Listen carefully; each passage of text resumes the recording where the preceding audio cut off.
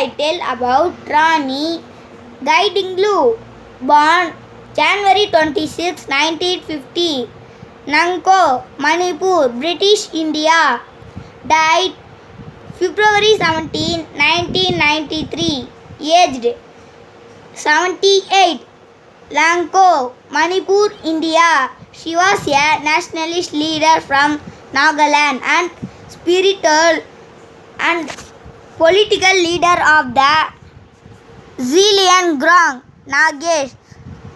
The organized tribal revolts against the Britishers in Manipur. She was arrested in 1932 and was released only after independence. J.L. Nehru gave her the title of Rani of the Nages. இந்த video உங்களுக்கு பிடிச்சிச்சுன்னா like பண்ணுங்கள், share பண்ணுங்கள், comment பண்ணுங்கள், subscribe பண்ணுங்கள், கூட bell ஐக்கனையும் click பண்ணுங்கள். Thank you, bye bye.